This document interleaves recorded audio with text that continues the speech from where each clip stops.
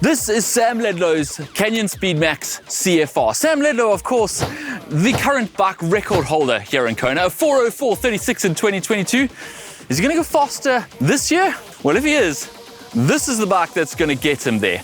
Canyon, of course, has quite a track record here in Kona, particularly on the men's side. 6 of the last 8 Ironman World Champions have been riding a Canyon. Are we going to see another one this year? Possibly, and it might be this bike.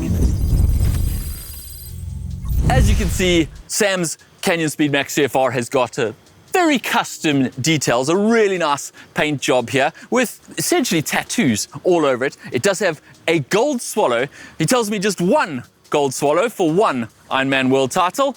He's hoping to add a few more gold swallows to this bike soon. Let's get through the details and then we get to some of the custom things on this bike. So, it's a size large bike frame. He has paired that with head Vanquish 84 front wheel and a head Jet 180 on the back. Pretty much all the men these days going for a really deep back wheel. Not allowed discs here in Kona, but this is the next best thing. As far as his tires go, he has a Continental Aero 111 on the front in a 29mm. On the back, Conti GP 5000 TT in 28mm wide, so slightly narrower on the back. And then we're going to jump down into the actual details here. Let's start with his cockpit. I'm going to start with his base bar because it's actually not available to consumers. It's only 38mm wide, so slightly narrower for a little bit of aero advantage. It is a size XL, and that means it's extended a little bit further forward, 4 centimeters further forward than a normal base bar on the front here. It's also 20mm lower than a normal base bar. They are looking at bringing this to market, so you might be able to get one yourself, but not quite yet.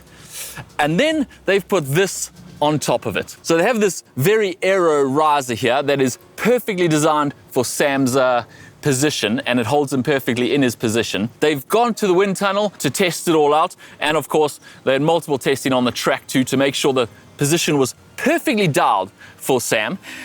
And they've custom molded these carbon fiber aero armrests. Now, this is where it gets really interesting because of course it's Kona and it's hot. And when your arm is completely surrounded by carbon fiber, they're gonna get really, really warm. Essentially, there's gonna be no airflow over them. So they've gone to the nth degree to make sure that Sam is as comfortable as possible. Starting with lining the whole cup of this aero bar, this aero fairing, essentially as it is, around his arms with copper to dissipate the heat away from his arms into the carbon fiber and away from his body. They've then lined it with the normal ergon padding, but that ergon padding has been lined with ultra cool tex material that essentially, we saw this at Eurobike earlier this year. They have this glacier tape that when you put water on it and then the wind flows over on it gets really, really cool. And they've lined the whole aero bar here where his arm is going to be touching it to keep his arms as cool as possible despite them being completely surrounded from the wind inside these cups.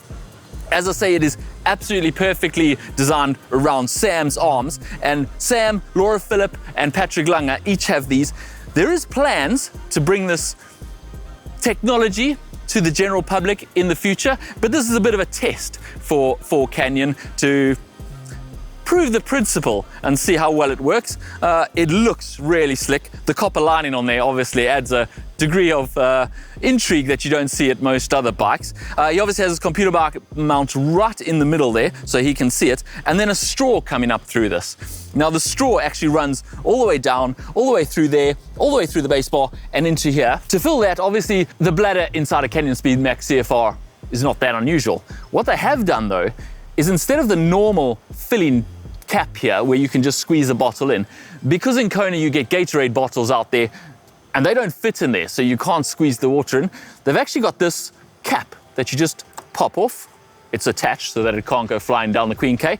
And then he's got a really big mouth there that he can fill up on the go. But that's not his only hydration, of course, because it's Kona. So he's also got 2 between the arms bottle cages. He's got another one at the back, and that one is mounted on this, which I'm absolutely not allowed to call a fairing. It's just a bottle cage holder. Of course. Okay, let's be honest. most of the pros have got these things behind their saddle these days. It's pushing the limits a little bit, but no one's going to say anything because everyone's doing it. Obviously custom made so that it fits perfectly behind Sam's saddle. Sam's saddle is of course a pro logo with the little grip tape on the top there so he doesn't slide around.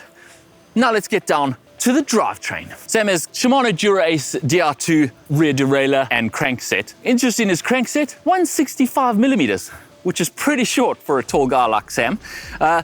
He's got a 1x chainring on there. It is a Sync C6. It is currently a 62 on there, but he says he may be changing that to a 64 for race day. Mounted on his rear derailleur, he has the Ceramic Speed OSPW on there, custom painted with his swallow. Ceramic Speed is a partner of Sam Laidlow's. Interestingly though, he doesn't have the UFO chain that Ceramic Speed makes because the UFO chain is not long enough to go around a 64 tooth chainring. There's a problem they didn't foresee coming. His pedals, Asioma Favero Duo, which is where those epic power numbers that Sam Laidlow is going to put out is going to be reading and then sending up to his head unit, of course. Also, one more piece of marginal gains for Sam's bike here. He's got special rotor discs made by Aeroto Evolve, and they are essentially the cap that holds the rotor in place has got a carbon disc around it to close all those air gaps around it. It is definitely marginal gains. Don't have any numbers on how much that saves in the wind tunnel, but they do look pretty slick. The bike weighs in at 10.33 as it's set up here, everything except the actual bottles on it. So pretty good weight. Now, of course, we have to do the Freehub sound check. So let's show you guys what this sounds like. Oh, I didn't say. 1134 on the back there, so 6234. That's enough to get up those big climbs, isn't it? Yeah? If you have some serious power. Here we go, Freehub sound check for you guys to finish off.